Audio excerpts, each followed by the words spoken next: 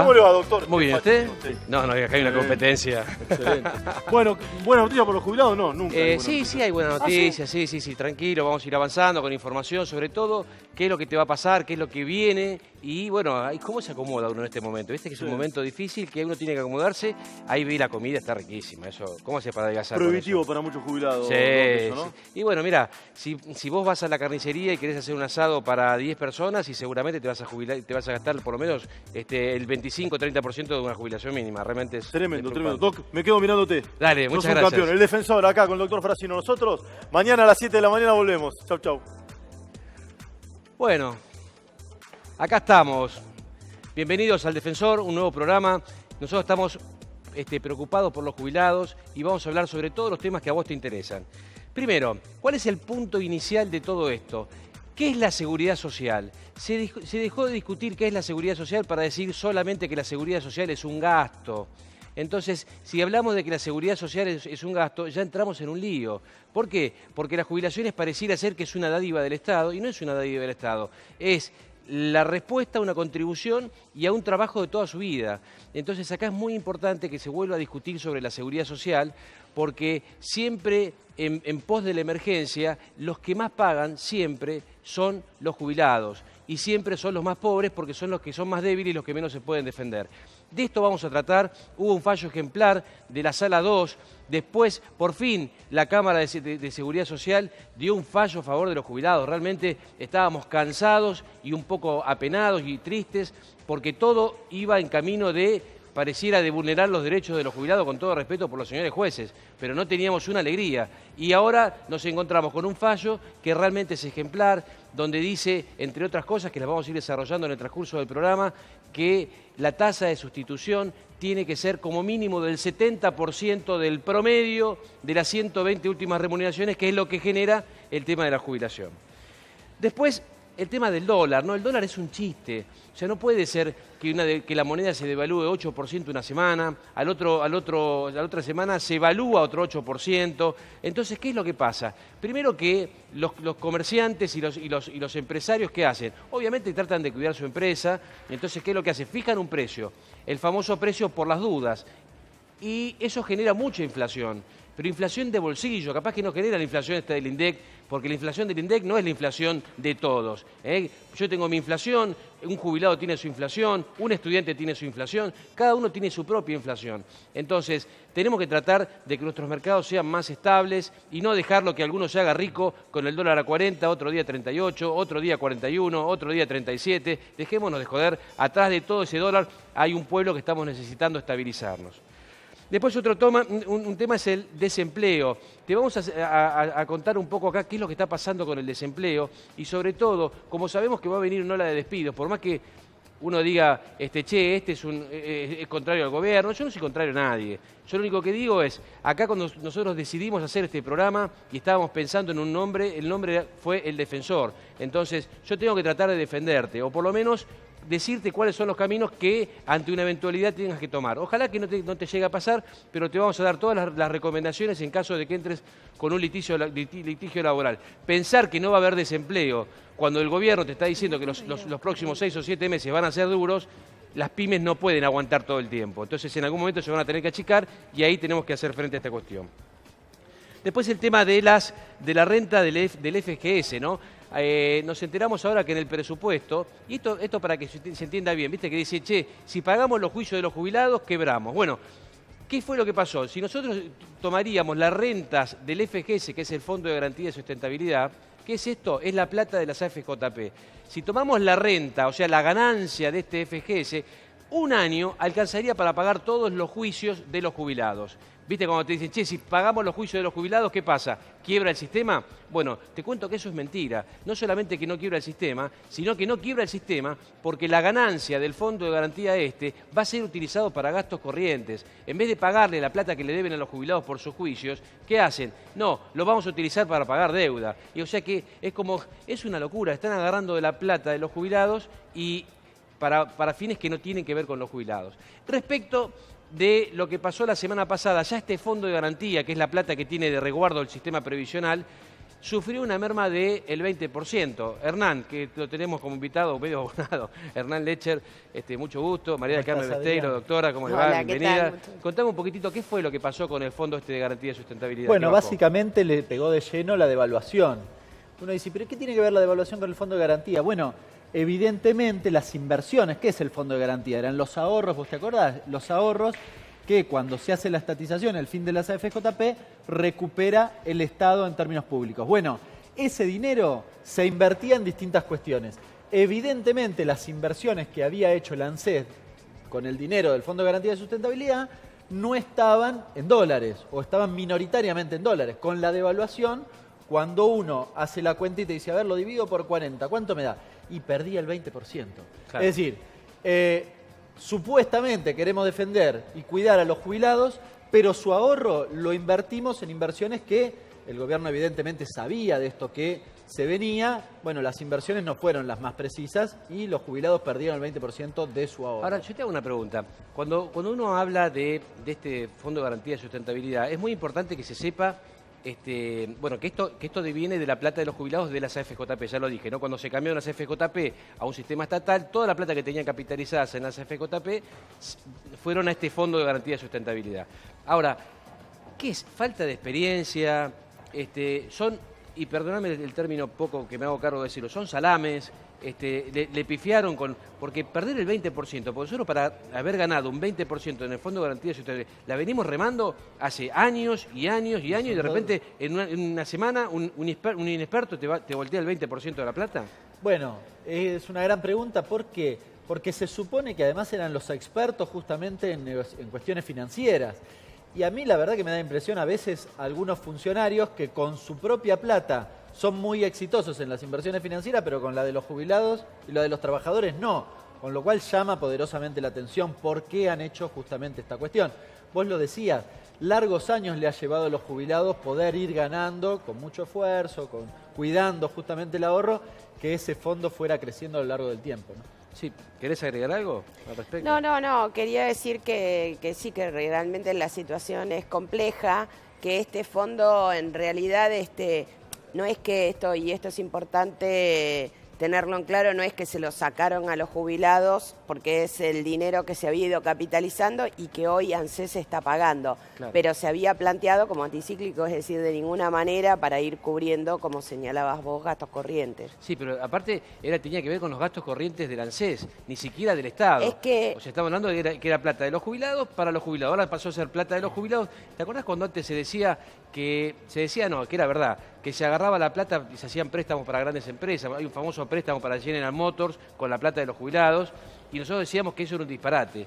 Y hoy no solamente que es un disparate lo que pasó en ese momento, sino que hoy es otro disparate porque se perdió. O sea, el otro era un préstamo que de última lo recuperabas, acá se perdió. Es un tema realmente grave, ¿no? Sí, sí. Claro, me parece que ahí hay que hacer un análisis de lo que vos querés y dónde querés invertir el dinero, efectivamente, ¿no? Me parece que ahí está la falencia, vos lo decías, son malos y me parece que al menos fueron muy imprudentes en la administración del dinero. Y de nuevo, hago la comparación porque a mí me llama la atención que Caputo, al frente del Banco Central, con su propia plata haya comprado dólares el 18 de enero de este año y con los jubilados no hizo lo mismo, digamos. Claro. Evidentemente, es decir, ¿cómo? Si sos la misma persona, no lo llamaste al del ANSES y le dijiste, che, loco, fíjate, compren para los jubilados porque se les va a complicar. Entonces, cuando vos invertiste en pesos, lo que hiciste esto, con la devaluación les hiciste perder. En paralelo a eso, me parece que está la cuestión de la administración, esto de los gastos corrientes, la decisión de destinar parte de esos recursos a gastos corrientes, que profundiza esta crisis. Si vos decís que los jubilados perdieron un 20%, vos decís no, los números dicen que los jubilados perdieron un 20%, ¿quién ganó? Bueno, de nuevo, el que haya invertido en dólares probablemente haya compensado El que haya ido eso. en contra de nuestra moneda. El que Sí. dijo, che, lo nuestro muy endeble, que no serían... Porque yo digo siempre, son todos los mismos, ¿no?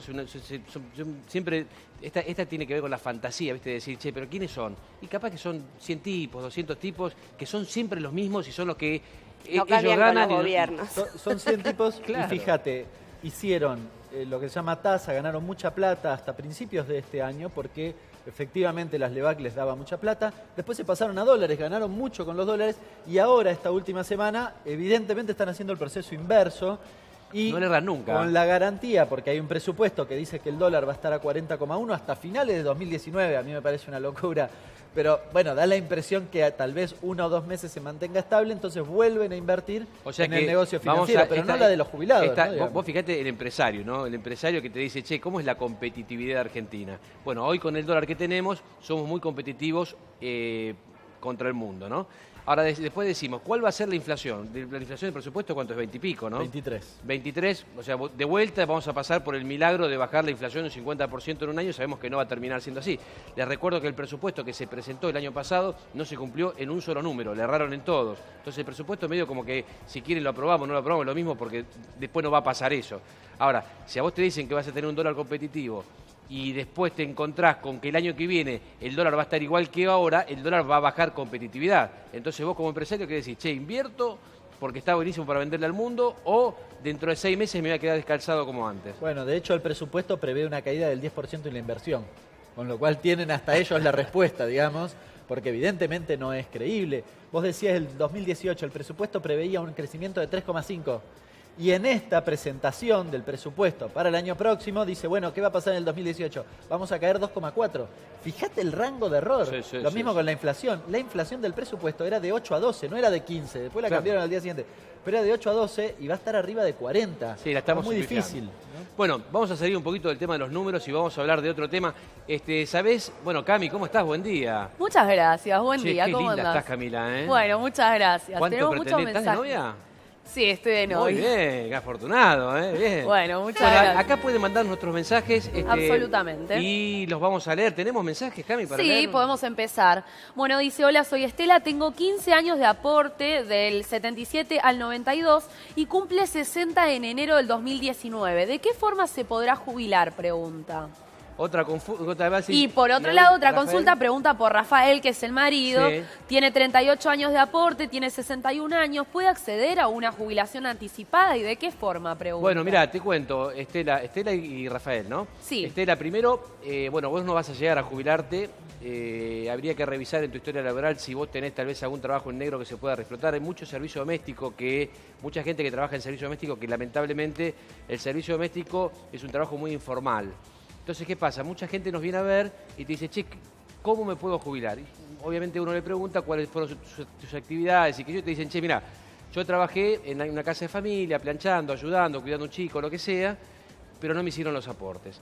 Entonces, si estás en ese lugar, eso se puede rescatar. Se puede rescatar si vos hablas con tu empleador y que te hagan, porque es el único sistema en el cual se puede, digamos, se pueden hacer aportes de forma retroactiva. Obviamente tiene que ser real.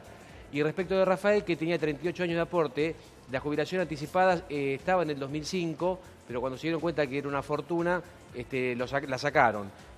Por más que tenga, vos tenés que cubrir, lo vamos a hablar en un ratito, tenés que cubrir 2 extremos legales y estarías cubriendo uno que son los servicios y te faltaría otro para la edad de alcanzar. Vamos con una más, Camila. Vamos con una más. Hola, buen día. Mi consulta es si me corresponde una jubilación por haber estado en Gendarmería Nacional y tuve un accidente y a raíz de eso perdí mis 2 riñones. Y hace 30 años, bueno, que dializo, dice. Espero alguna respuesta favorable. Desde ya, muchas gracias, Eduardo. Bueno, Eduardo, seguramente vos ya habrás ido a consultar.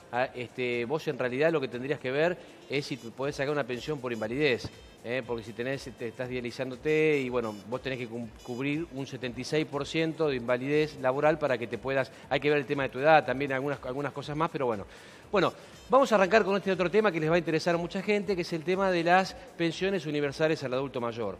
Estas pensiones que son las PUAM, yo las llamo famosas porque nosotros laburamos todo el día con eso. Para mucha gente no sabe de qué se trata, pero lo que hizo fue el gobierno fue reemplazar de alguna manera, o la política va a ser reemplazar las moratorias para que la gente se pueda jubilar a los 60 años en el caso de las mujeres y a los 65 de los hombres por una pensión no contributiva.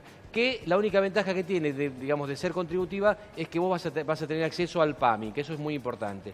Pero, por otro lado, tiene una gran desventaja, que mucha gente cree que está jubilada porque tiene esta PUAM y no está jubilada. Y, de hecho, esta PUAM no es pensionable. Y cuando la sacó el gobierno, la sacó con un mensaje fuerte que dice, si vos no tenés 30 años de aporte, nosotros te damos esta PUAM, vos seguís trabajando y seguís juntando los aportes que cuando tengas los 30 te vas a poder jubilar. Entonces, esto se planteó como el 80% de la mínima. Pero como estamos en el mundo del ajuste, hoy, que es el 80%, pasa a una propuesta del 70% de la mínima, ¿no? No sé si vos tenés para sacar la cuenta, Hernán, de Sí. cuánto sería el valor, ¿no? El 80% de la mínima, para que ustedes... ¿Por qué les digo esto, el 80% que es importante? Porque nace, ya hace tiempo, 1 año y pico, que nace una nueva mínima. La mínima no es la mínima, porque si vos vas a jubilarte, te dan esta PUAM, pasa a ser la mínima, te bajaron la mínima un 20%. Y ahora no alcanza este 20%, entonces lo bajan un 30%. ¿Qué es esto que hablamos que la seguridad social pasó a ser un gasto? ¿Es un problema o no es un problema esto? La verdad que es un problema y me parece que el mayor problema tiene que ver con el tema de la falta de previsibilidad, ¿no es cierto? Cuando fue todo el tema de la reparación histórica, Adrián, vos te acordarás los mensajes, el mensaje de que hay que darle previsibilidad al sistema, que la gente no puede estar litigando constantemente. Yo hace 32 años que me dedico a esta materia. Desde que arrancó, cada vez es peor. ¿Qué arrancaste? ¿A los 7 años? A los 7. No, tenía 8, parezco más joven. Muy bien, muy bien. No, pero quiero decir, es una deuda de la democracia la litigiosidad previsional. Claro. Realmente es como una materia que va increciendo y yo lo que noto, porque siempre trabajé desde mi estudio, lo que noto fundamentalmente es que la gente cada vez tiene más desconcierto, porque encima con el tema de los medios de comunicación, cada vez se hace más difícil saber qué te conviene y qué no te conviene. Con respecto al tema de la PUAM y esta modificación que se está haciendo, lo que me parece más terrible es que primero era lo que vos decías, es el tema de, no, vos seguís trabajando. Lo que pasa es que políticamente se necesitaba reemplazar esta PUAM por las moratorias que te llevaban al sistema contributivo. Y ahora que te dicen, no, bueno, si trabajás, exactamente, el proyecto de presupuesto para el 2019 dice, no, si trabajás no podés cobrar una PUAM. Claro. No sé si es irrazonable o no. Lo que no puede ser es que estén cambiando cada 2, 3 años. Bueno, pero vos sabés que No. esta insensibilidad se nota mucho, porque a nosotros, ¿cuál es el problema que tenemos? Nosotros hacemos un programa semanal y todas las semanas pasan cosas nuevas. Y estas cosas nuevas hacen que el jubilado o el que se está por jubilar le agarre así como un cierto, che, ¿qué va a pasar cuando yo me jubile? Y de hecho pasa que la gente cuando nos viene a visitar al estudio se encuentran con sorpresas. Pero ¿cómo? Si mi tía cuando se jubiló, sí, porque mi hermana cuando se jubiló, no señora, las cosas cambiaron. No, pero yo soy pensionada, pero podría entrar a la moratoria, bueno, no, yo también cambió. Bueno, pero usted tiene un auto nuevo, no se puede jubilar por más que tenga 28 años de aporte porque no puede entrar en las moratorias. Pero es como si no, esto también cambió. Entonces viven Claro. cambiando cosas. Entonces es como que la gente llega un momento que no se puede hacer esto así, ¿no? No, y además, a ver, Adrián, vos te dedicás, ustedes dos se dedican a eso y están todo el día estudiando eso. Sí. Digo, el adulto mayor No, no sí. puede seguir todos los días los cambios que plantean. Pero además, vos me decías, 6.900 pesos es la PUAM. Si vos lo haces incompatible con trabajar, ¿cómo haces para vivir? Esta No, es la es realidad, imposible, digamos. No, es es una imposible porque no cosa- te alcanza, finalmente, digamos, además de la pérdida de poder adquisitivo que va sufriendo justamente eso a lo largo del tiempo. ¿Sabés que Duhovne dijo en la presentación del presupuesto, Adrián, una cosa que nosotros venimos charlando acá, que el sistema previsional era deficitario? ¿Te acordás que planteamos que no era así? Bueno, el gobierno dice que el sistema previsional es deficitario y que por lo tanto sugiere que tiene que haber algún tipo de ajuste en ese sentido. Para dejar tranquilos a todos los que nos están viendo, el presupuesto a la vez prevé un aumento de las cuestiones de jubilaciones del orden del 38%, con lo cual Ok. sigue en la línea de lo que en principio es la movilidad, la Sí, actual sí, movilidad. y que no Con lo cual, habría reducción de prestaciones Y que no para habría reducción. el 2019. Reducción de prestaciones, pero pará, porque No, me refiero a que seguiríamos con este esquema dentro del marco de la litigiosidad, pero no hay una reducción del presupuesto destinado. claro, lo único Está que muy bien incorporan eso. sí, Sí, es un recorte en la zonificación para los nuevos jubilados, que esto sí es un tema que se había debatido, vos te acordás, a raíz del salario familiar, que el gobierno había dicho, no, le recortamos lo que de tiene la que zona ver- austral, ¿no? la Zona austral y fronteriza. Exacto, si vos te jubilas en esa zona, vos tenías un beneficio que tenía una alícuota de 1,40. Bueno, ahora creo que la reducen a 1,10 o 1,20. A 1,20 A 1,20. y con un tope máximo que la van a ahí percibir, está. creo que son solamente los que perciben hasta 2 saberes mínimos. Bueno, Sí, bueno. con lo cual es un recorte importante Sí, sí, para sí. ese segmento de jubilados que viven en esa zona. Sí, recordemos cuál es la canasta del jubilado, ¿no? Porque uno cuando dice, che, achicamos un poquito esto, el otro, lo que tenemos que pensar es con cuánta Y plata aparte tiene que vivir un le jubilado. achican en las prestaciones de PAMI, es decir, entonces es como que es un combo que prácticamente es muy difícil de sostener, ¿no? Vamos a la otra placa del tema de la POAM. Estos son los cambios más importantes, que también lo decía acá la doctora Osteiro, que es el tema de los cambios, ¿no? Para vos acceder a esta POAM no debés trabajar y no puede aportar, o mejor dicho, no debe trabajar y si trabaja o es monotributista, estos aportes no se toman. Entonces es como que estás condenado o sea, vos, por ejemplo, vamos al caso porque ya no estamos hablando del tipo que tiene 15 años de aportes. Ese señor que tiene 15 años de aporte ya está condenado. O sea, ese señor va a tener que tener una POAM, salvo que se prorroguen estas moratorias. Y acá te hago un llamado a la reflexión de que veas en las propuestas que van a venir el año que viene, qué te ofrece cada candidato. Que vos tenés que aprender. Y perdónenme el atrevimiento, uno tiene que aprender a votar, no tiene que votar con el corazón, sino tiene que votar con la inteligencia. ¿Esto qué significa? Tengo una propuesta, tengo otra propuesta y tengo otra propuesta. La que me parece mejor es la que tengo que votar. Olvídense de las personas. Las personas van y el país queda. Entonces, tratemos de votar algo que sea realmente conveniente para la seguridad social, porque esto no ha sido conveniente. O sea, realmente no ha sido conveniente. Porque el gobierno anterior también castigó a los jubilados, pero hizo muchas cosas buenas. Por ejemplo, hizo la ley de movilidad. Sí, digamos, siguió generando, digamos, no pagaba las sentencias como las tenía que pagar. Empezó a restringir las moratorias, pero también las sacó. Entonces, viste, uno tiene que decir, en los más y en los menos, teníamos a Bocio que nos sacaba a los abogados con la policía. Recuerden eso también. No nos olvidemos. Nos sacaba, ¿sí o no? Nos sacaba, si nos reunimos en el colegio de abogados, tenemos que hacer una acción para... De la asociación armamos, sí, por la resolución que encima no nos dejaban, pretendían imponernos su propia disciplina. Exactamente. Entonces, no es que yo hablo en favor de uno o en contra de otro. Nosotros siempre defendimos a los jubilados independientemente del que esté. Pero este tema de la POAM es un problema. Yo le pido a nuestros queridos gobernantes y sobre todo a Emilio Basavilbaso que revea esta situación. La gente necesita jubilarse. O sea, no es un tema menor la jubilación. La jubilación dignifica, es todo un trabajo de una vida. Nosotros los argentinos, lo único que hacemos a la mañana es levantarnos para trabajar. ¿Vos conocés mucha gente que no trabaje? No, conozco gente que tiene ganas de trabajar y no trabaja porque no tiene trabajo.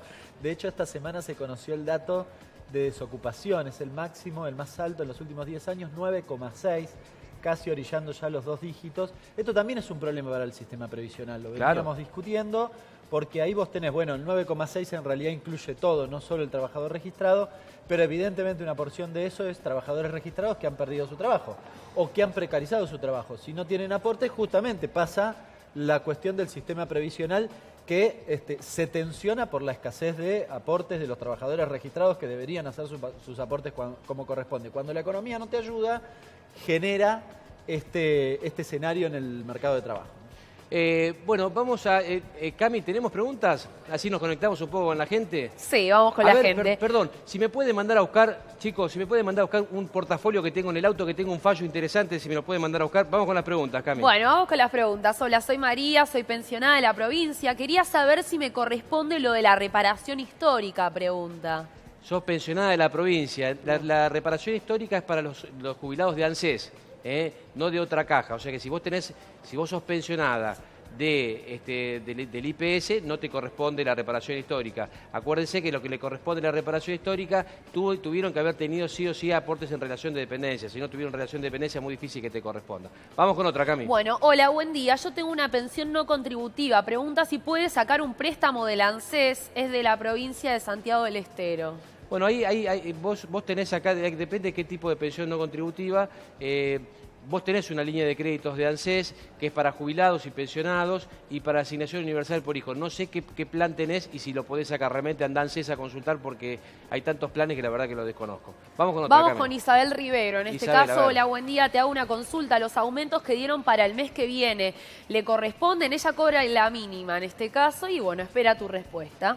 Sí, los aumentos son para todos.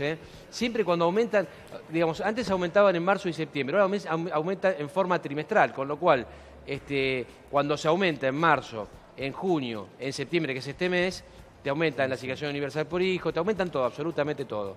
¿Querés decir algo, Hernán? No, y en diciembre, efectivamente, está previsto para el año próximo, recién te decía, como la inflación fue muy alta, que las jubilaciones, esto que vos venís diciendo hace rato, recuperarían, se supone, el tramo perdido de este año. Lo que pasa que para los jubilados es difícil esperar hasta el año que viene. No, es difícil y además presume que la inflación baje, porque si no baja, no sucede. No sucede, exactamente. No recupera Claro, porque esto hay que explicarlo.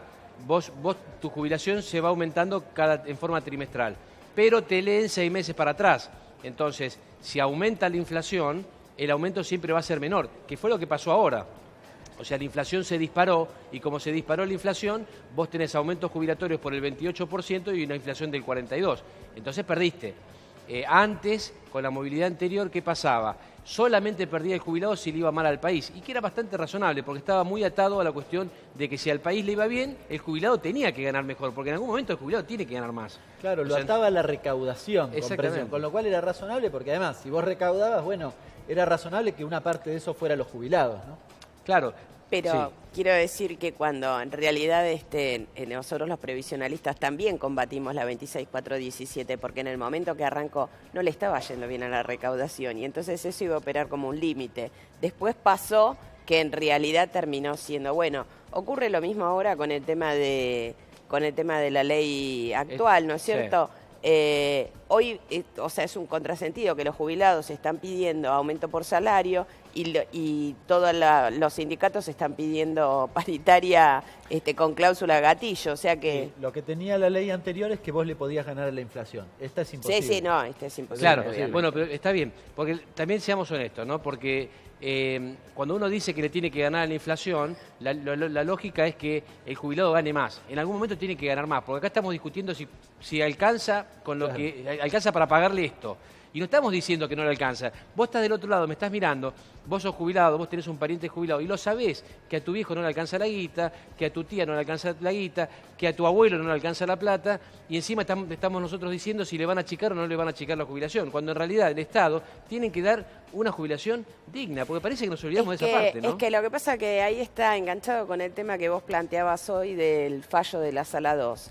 A mí me acaba de comentar una amiga que vive en Bariloche y que se jubila con los años necesarios para jubilarse y con zona pasa a cobrar el 50%, o sea, multiplicando por 1,40 su jubilación, pasa a cobrar el 50% de lo que cobraba en actividad, con una carrera absolutamente estable. Entonces, el problema que tenemos es que nosotros lo ponemos en el tema de cómo se aumenta, pero el problema es de base, es que la liquidación del haber inicial es muy bajo. Claro. Tiene una tasa de sustitución muy baja. Bueno, y esto va a estar atado, no pisemos todos los temas, ¿no? Pero ahora lo vamos a hablar con el tema de la diferencia de los índices que tiene que ver la Corte, ¿no?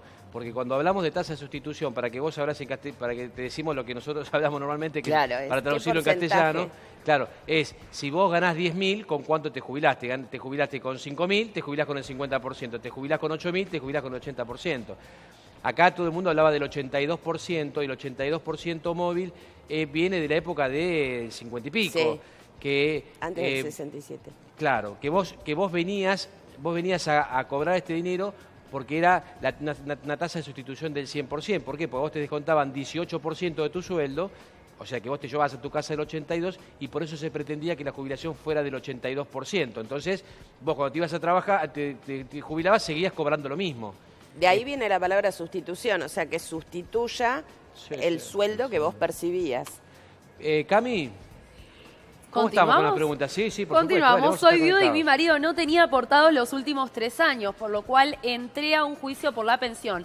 ¿Lo podré cobrar en algún momento? Pregunta. Sí que lo vas a poder cobrar. El tema de las pensionadas, estén atentos, porque las pensionadas se frustran mucho. Y ojo con los pensionados, porque muchos hombres a veces no saben que también pueden tener, o sea, la pensión es tanto para el hombre como para la mujer. Te lo digo porque hay muchos hombres que dicen, yo puedo cobrar la pensión. Sí, podés cobrar la pensión. El tema es así, cuando fallece uno de los dos, lo que se hace un análisis de sus aportes.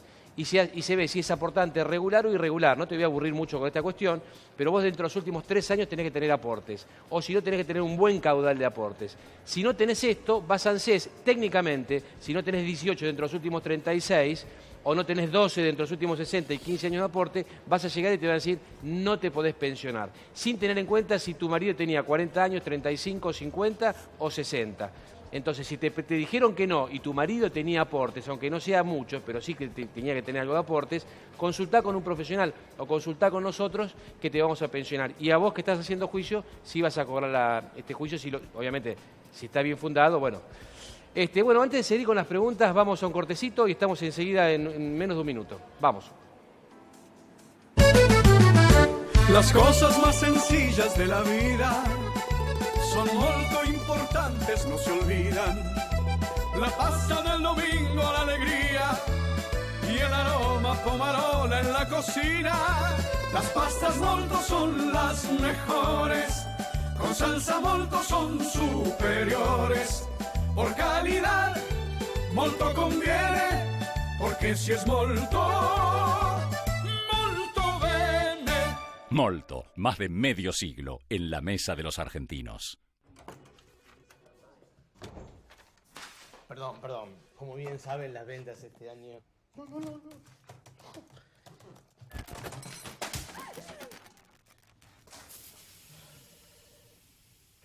Otra oportunidad. Todos merecemos otra oportunidad. Y en la quiniela lo sabemos mejor que nadie. Por eso las boletas no ganadoras de todos los sorteos participan por premios en efectivo todos los días y un auto 0 kilómetros. Juga oficial. Es un mensaje de la Cámara de Agencias de Lotería de la Provincia de Buenos Aires. Bueno, ahora, Ricardo, estate atento, que voy a pedirte, porque vamos a hablar de un tema que no es un tema menor, que es cómo están los salarios respecto de la inflación.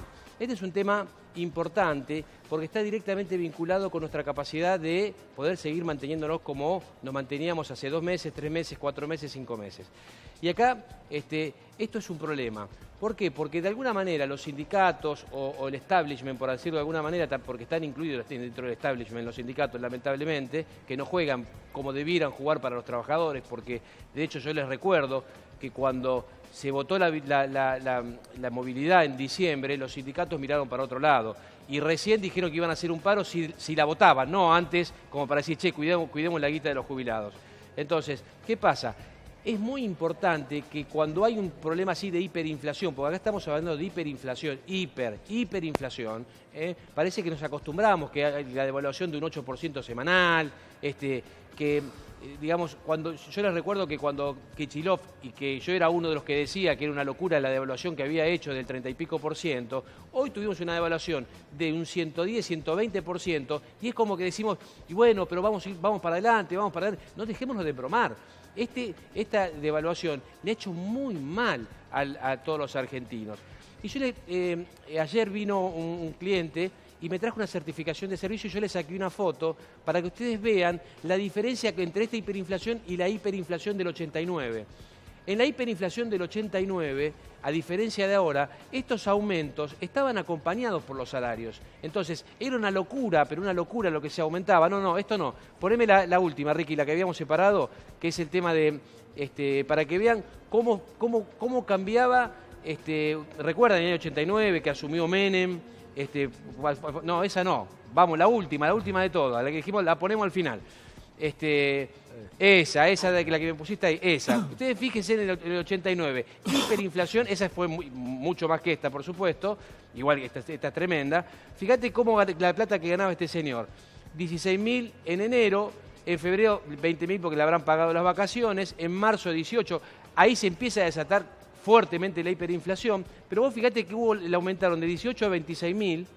Después en mayo le aumentaron a 34.000. En junio le aumentaron a 114.000. En julio le aumentaron a 207.000 y en agosto le aumentaron a 339.000. O sea, que a pesar de que hubo una hiperinflación, los sueldos fueron acompañando esta locura. ¿Qué pasa? Cuando esta locura no está acompañada por los sueldos y hoy, en lugar, este señor, haciendo un raconto o una analogía con lo que pasa ahora, vos tenés en enero que cobraba 16.700 y hoy tiene un aumento del 20-25%, ponele 20%, estaría cobrando, ponele 20.000 pesos en el mejor de los casos. Entonces, este tipo en el 89 se hubiera muerto de hambre. Entonces, eso es lo que está pasando hoy. Ese es el problema. El problema es que no están acompañando los salarios a esta inflación. 1800% hacía mientras el cálculo. Sí, yo estaba tratando de hacer, se ve que tenés más 1800% que tremendo, la inflación, ¿no? Fue en ese momento. Sí, la preocupación en ese momento era que vos, digamos, diariamente podía cambiarte y era un gran incordio, digamos, para la vida cotidiana. Mirá, yo te traje los aumentos de la última semana, recién que hablabas. A ver. No sé si se alcanzan a ver. A ver si vos dijiste la devaluación. Mirá el impacto que tuvo una sola semana, del 10 de septiembre al 17 de septiembre, esta última semana. Fíjate, la gaseosa cola más conocida, 11%, el arroz, 8%, ya había aumentado este mismo mes. La leche, 30%. Bueno, fíjate, suma el 10% en promedio, solo en una semana. Fíjate, Adrián, que estoy hablando de productos de primera necesidad. Harina, polenta, carne picada, huevos, leche, arroz, pan, gaseosa. No estamos acá hablando de ninguna locura. Fíjate el aumento fenomenal que ha sufrido en una sola semana. Esto es la devaluación. Este es el impacto que tiene la devaluación directamente sobre los precios. Si lo extiendo al mes de septiembre, que aún no terminó, el aumento no es del 10%, sino de casi el 20%. El problema justamente es eso. En un solo mes, aquel que consume estos productos gasta 20% más, pero su jubilación, que, digamos, en el mes de septiembre, por suerte, aumentó 6 y pico, pero el mes de octubre no aumenta, con lo cual claramente va perdiendo poder adquisitivo. No le alcanza. El escenario es muy complicado. De nuevo, recién hablábamos que no llegas a fin de mes. Bueno, el escenario se hace realmente muy complicado cuando vos querés cerrar con tu jubilación con estos aumentos. Sí, bueno, por eso digo que el tema de la inflación tiene que estar acompañado. Y esta ley de movilidad tiene un problema muy grave que en realidad la ley no es mala. La ley no es mala, solo que arrancó mal parida. ¿Por qué? Porque te comieron 3 meses de aumento en un momento donde había inflación y después porque te lee muy lejos. Si esta misma ley, en vez de leer a 180 días, podría leer a 60 días, sería como más justo, ¿no? Porque calzaría. Eso sí, como dijiste vos antes, nunca los jubilados cobrarían más, pero por lo menos no cobrarían menos. Y no les pasaría esto, porque el problema es que cuando se actualiza ya perdieron varios meses de poder adquisitivo, porque vos hoy tenés que comprar estos productos, si no, no comés. Y vas a, digamos, recuperar el diferencial dentro de 6 meses. Sí. Efectivamente, y además hay herramientas para hacerlo, porque los indicadores que se utilizan, nosotros ya sabemos cuál va a ser el aumento de diciembre. Sí, ¿por qué? Porque ya están los indicadores, entonces no hay ninguna razón. ¿Lo querés decir el aumento? ¿Cómo? ¿Lo querés 7,75? 7,75, sí, perfecto. Efectivamente, suma el 28 que vos mencionabas, 28,3. Con un dato, yo recién tiraba algunos precios de alimentos. ¿Por qué también vale mencionar esto? El aumento de la inflación en lo que va de septiembre es 24,3, pero la de alimentos es 27. Claro. Es decir, los jubilados que gastan mayoritariamente en comida pierden más que cuando uno hace el calculito de la pérdida de poder adquisitivo porque su inflación es mayor. Sí, sí. Bueno, tenemos más preguntas, vamos a seguir conectándonos con la gente. Muchas preguntas. 7 años, soy monotributista, hace 9 años. Tuve el social, ahora el común. También tengo aportes unos 10 años. Dice, ¿cuándo me jubilo y con qué salario? 57 años. ¿Y sería hombre o mujer? Bueno, si sos mujer te jubilás a los 60 y si sos hombre te jubilás a los 65. Y acordate que tenés que juntar 30 años de aporte porque la moratoria termina el 23 de julio del 2019. Una de las dos moratorias vigentes. La otra debiera quedar, pero esperemos que no la volteen. Vamos con otra, Cami. Bueno, buen día, soy Ricardo, manda su DNI. A mí me salió en febrero la jubilación, pero solo cobré febrero y marzo y me dieron de baja. Eso fue un error en la liquidación. No pero fue un error, dice, pero hasta ahora no tengo ninguna respuesta de parte de ANSES. Es muy Hola, fácil a mí me esto. pagaron 2 meses, vuelve a decir además, y me dieron de baja, vuelvo a mandar. Se jubiló como chofer de larga distancia. Bien, viste que dicen que no hay tonto que no sea apurado, que vos hablabas y yo quería contestar. No, en realidad, te cuento, entonces, el señor trabajaba en un trabajo insalubre. Vos cuando te jubilás estás en actividad de un trabajo insalubre, tenés que llevar el cese, la renuncia de ese trabajo. Si vos llevaste un cese o una renuncia y después seguís trabajando en otra empresa como chofer de larga distancia, salta que vos estás trabajando en un trabajo insalubre y automáticamente te dan de baja la jubilación. Eso puede ser uno de los motivos.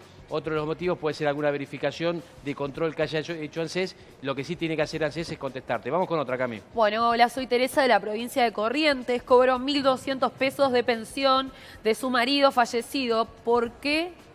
Dice, y bueno, que no llega a fin de mes. Ya sé de qué se trata. Teresa, vos sos una de las personas que están, que fueron víctimas de las rentas vitalicias.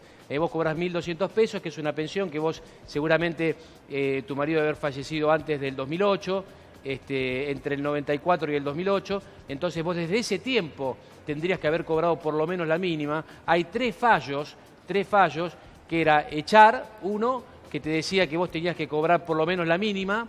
Después hay otro fallo que te dice respecto de la movilidad, y después que digamos que te tienen que movilizar de Prati, y después hay uno último que te dicen que te lo tienen que recalcular como si fuera de reparto. Entonces comunicate con nosotros que te vamos a presentar un amparo y te vamos a ayudar. Vamos con otra, Cami. Bueno, buen día. Las pensiones no contributivas, ¿cobran el bono que dio el gobierno por única vez? Si una persona tiene 20 años de aporte, puede jubilarse, tiene 64. Dos preguntas distintas. Bueno, el que tiene de los 20 años de aporte y tiene 64, primero que hay que ver de qué trabajó. Siempre hay que ver de qué trabajó. Si vos trabajaste con algún trabajo insalubre, por ejemplo en la construcción, que los extremos legales son 25 años de aporte para jubilarte, si vos tenés 64 y trabajaste algunos años, te podés jubilar antes. O sea, no es que vos perdés este beneficio si no juntaste los 25 años. Y después la otra de la pensión no contributiva, ¿cuál era? Preguntaba... Si recibía el bono. Solamente la asignación universal por hijo, ¿no? Solo en principio está previsto para la asignación universal por hijo, con lo cual no le correspondería. Exacto, no le correspondería. Ellos cobran 1.200 este mes y 1.500 en diciembre. Bueno, vamos al pago de sentencias. ANSES es una entidad del Estado, con lo cual los que trabajan en ANSES, ¿qué son? Funcionarios públicos. ¿Y el funcionario público qué tiene que hacer? Cumplir la normativa de la ley de procedimiento administrativo y cumplir, obviamente, la orden de los jueces. Exactamente. ¿A vos te parecería razonable o a vos te parece razonable que un funcionario público no cumpla con su trabajo cuando un juez le ordena que tiene que hacer algo? Nos vamos acostumbrando, pareciera. Bueno, no, pero no, te quiero decir, no es razonable. No es razonable. O sea, si vos sos funcionario público y un juez te dice que tenés que hacer algo y no lo haces, ¿qué tenés que hacer? Tenés que ir preso, porque es lo peor que le puede pasar a un Estado, que es que un funcionario no cumple una orden judicial. Justamente, nosotros nos basamos en la división de poderes para que esto funcione. Si el Poder Ejecutivo hace lo que se le da la gana, alguien lo tiene que frenar. Para eso está el Poder Legislativo y por eso está el Poder Judicial. Y así intercalado entre todos los poderes. Ahora, ¿qué es lo que está pasando? El ANSES se está estoqueando de sentencias y nosotros, los abogados, estamos logrando cobrarlas solamente por la vía de la ejecución, porque en realidad ellos pagan muy poquito. Y fíjate la diferencia de los pagos de sentencias de enero a agosto al día de hoy. Comparamos del 2015, ¿no? A esta altura se habían pagado un poquito más de 27.000 sentencias. En el 2016 se habían pagado un poquito más de 22.000. Acá ya habíamos tenido una merma del 20% del pago de sentencias. Les recuerdo que no bajó el stock de sentencias, sino que baja el stock de pagos de sentencias. En el 2017 se creció un poquito a 23.600 porque liquidaron mucho el último trimestre. Y en el 2018, que ya... Estamos hablando de 3 años de gestión de ANSES, o sea que ya cambiaron todos los funcionarios, ya saben dónde está el botón de la luz, dónde está la puerta del baño. O sea, hoy debía estar hecho todo de un avioncito, porque estamos hablando de un equipo que viene de las multinacionales, de trabajar y demás, y nos encontramos que pagaron en este periodo menos de 20.000 sentencias. Esto es un problema, ¿no? Sí, además cuando vos en el 2017 hiciste el blanqueo, que se supone que ibas a utilizar en parte para justamente lo que recaudabas para pagar sentencias, con lo cual llama la atención que el aumento sea casi nulo respecto de 2016 y también llama la atención la del 2018, que evidentemente hay una decisión de recortar nuevamente, ¿no? Sí, igual yo quiero apuntar acá con relación a este tema otra vez de lo que decimos del mensaje que se da y cómo después en el muy corto plazo y con la misma gestión se va cambiando ese mensaje. Ustedes recuerdan que lo que decían es, bueno, vamos a hacer la reparación histórica, vamos a resolver, al que no le vamos a pagar, no vamos a apelar más. Eso, o sea, todos los jubilados hoy vienen al estudio diciendo, pero ¿cómo que llevan el expediente a la Corte? Si habían dicho que no iban a presentar más recursos extraordinarios.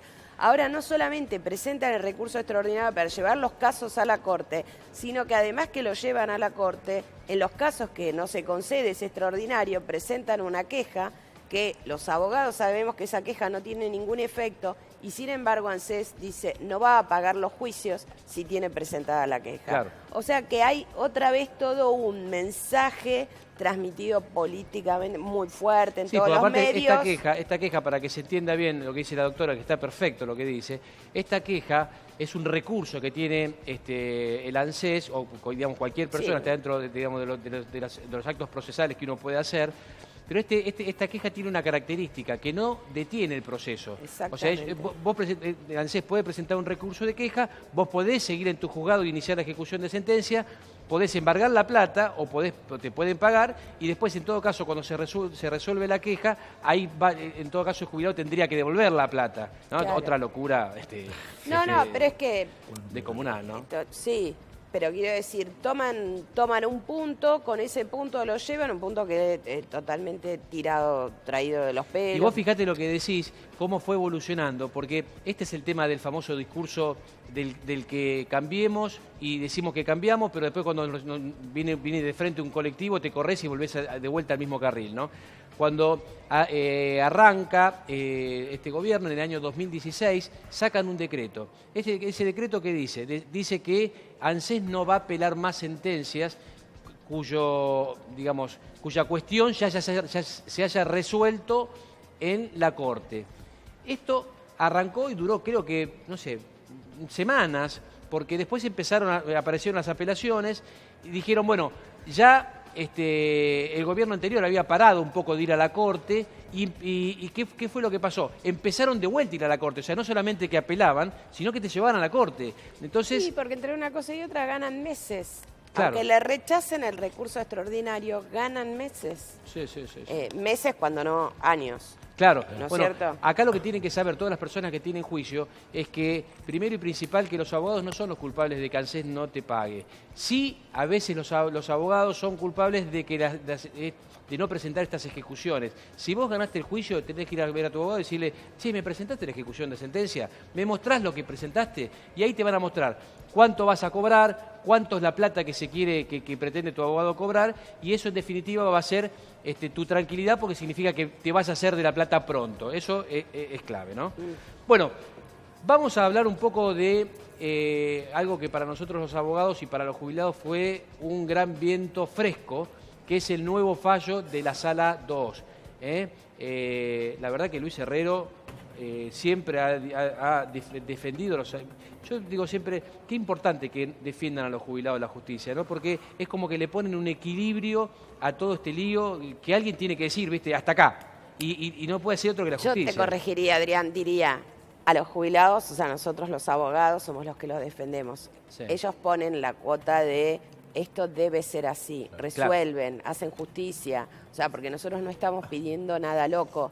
Por eso siempre planteo cuando se habla de la industria del juicio y demás, o sea, si los juicios se ganan es porque esa industria tiene... No, la industria de estafa. Por eso digo, es la industria del incumplimiento, y esa industria del incumplimiento cada vez se favorece más desde la legislación, con el tema de la legislación y de algunas decisiones también, ¿no? Vamos a ver qué dice este fallo, ¿no? Pero el primer punto es que pone la tasa de sustitución en el 70%. Vamos a ir punto por punto. La tasa de sustitución del 70% significa, vos cuando te jubilás con el promedio de las 120 últimas remuneraciones, no los últimos 10 años, eso es el famoso dicho popular que no es así.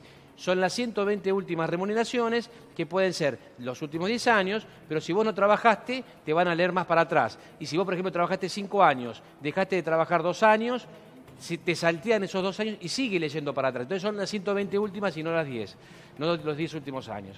Esta tasa de sustitución del 70% es muy importante porque vuelve a poner a las jubilaciones en el lugar donde nunca se tenían que haber ido, que es que un trabajador activo cuando se jubila pasa a ser un trabajador pasivo y no tiene que cambiar su forma de vida, no la tiene que cambiar, tiene que llevar a los chicos al cine, a sus nietos, tiene que poder irse de vacaciones, esto tiene que ser digno. Si vos no vas a jubilar a la gente que trabajó en negro con moratorias y no le vas a pagar lo que corresponde a las personas que están jubiladas con aportes, esto es viste, toda para mí, o sea, no es así.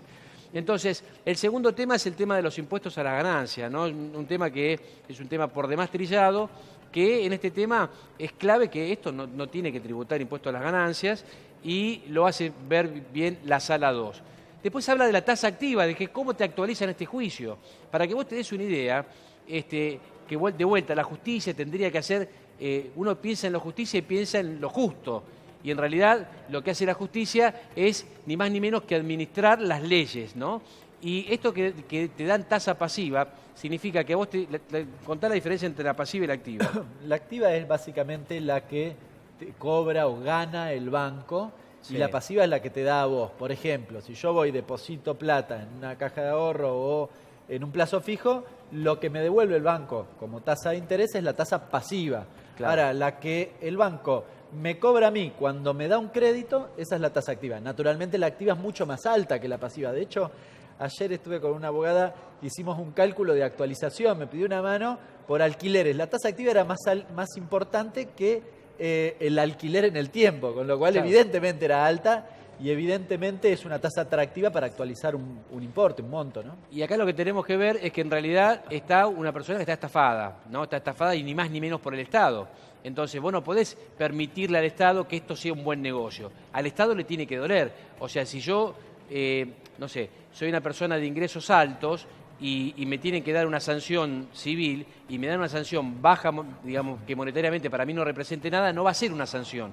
Y acá pasa lo mismo. Tenemos un Estado abusivo, un Estado que estafa a los jubilados y una justicia que, cuando llega el momento de pagar, se asocia con el Estado, ¿no? Se asocia con el Estado, de alguna manera diciendo, bueno, no fue tan mal negocio estafarlo al jubilado. Entonces, ¿esto qué pasa? Hace que el ANSES, digamos, siga postergando los pagos y demás porque sabe que le conviene. Y de hecho, hoy la plata te prestan a vos jubilado, crédito de ANSES, a una tasa del 100%, y después ellos pagan. ¿Cuánto es la tasa pasiva hoy? ¿La tenés? ¿O me La podés? tasa pasiva, no sé, debe ser del 2%. Claro, por eso, es irrisoria. Entonces, si vos tenés el 100%, perdóname, Hernán, que yo te...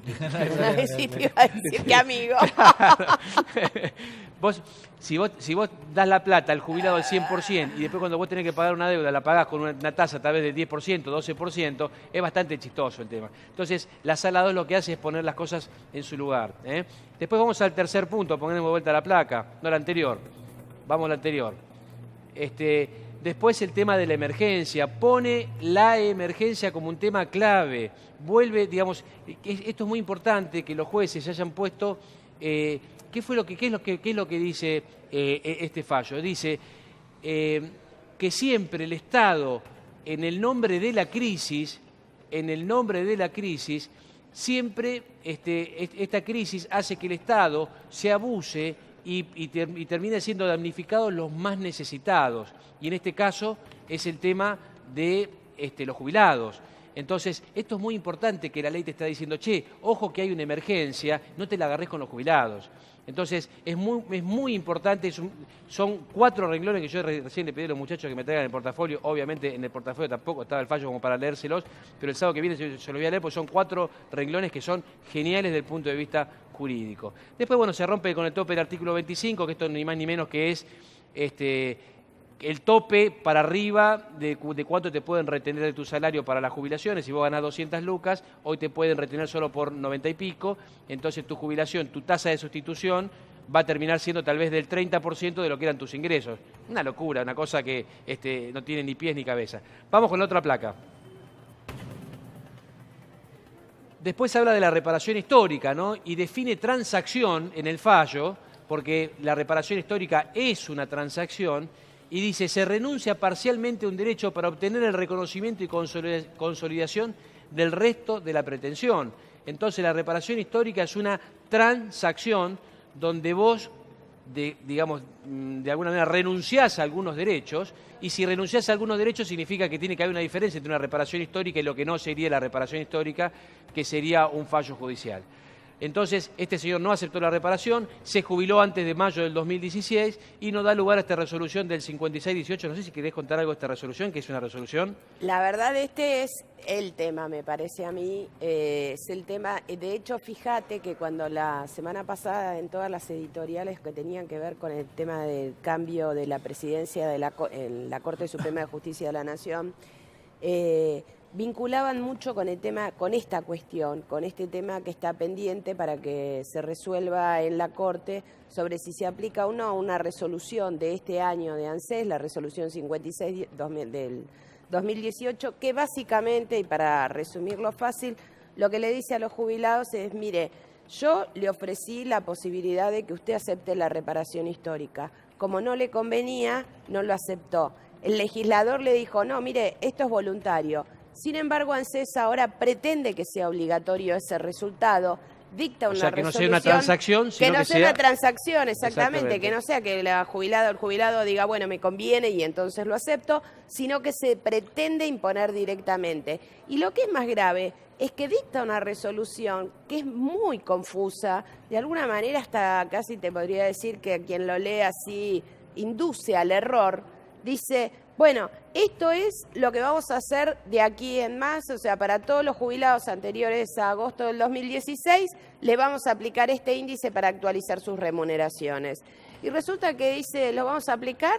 ¿Y dónde lo vamos a aplicar? No, le vamos a pedir a los jueces, es lo que debería decir, que resuelvan con este criterio, porque no se lo aplican a nadie. Si vos vas a ANSES y decís, bueno, mire, no me resulta tan malo esto y no quiero esperar el tema de la reparación histórica ni quiero renunciar por otras cuestiones, aplíqueme la resolución. No la aplican. Claro, bueno, esto es gravísimo.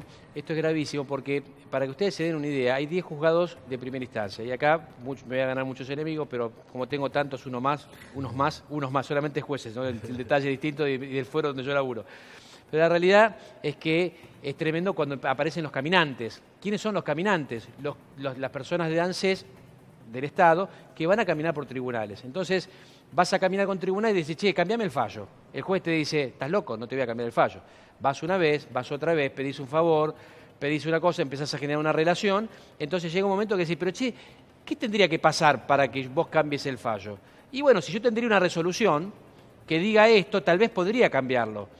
Pero hay un detalle, que esa resolución no podría tener efectos retroactivos, sino que tendría que ser a partir de que se envíe, de que nace. Claro, pero... Y cuando nació esta resolución, yo me acuerdo que nos hablábamos todos los colegas, inclusive con periodistas, que realmente estábamos preocupados, decía, ¿y esta resolución para qué es? Y esa resolución era para esto, ¿no? Para estos fallos. Para que los jueces lo resuelvan. Pero vos fíjate lo grave y para que la gente lo pueda entender, porque es muy difícil de poder entender esto. Es como que uno mira para atrás y dice, bueno, a las personas que se jubilaron en esta época le tocaba esta ley, a las personas que se jubilaron en esta época le tocaba esta ley, todo está marcado, es decir, siempre nosotros decimos los abogados que lo que define el régimen legal aplicable, es decir, qué leyes se van a aplicar, es el momento en que te jubilaste o que adquiriste el beneficio. Ahora resulta que vos te jubilaste antes del 2016, en cualquier fecha que sea, y te van a fijar hoy cuáles son los índices que hay que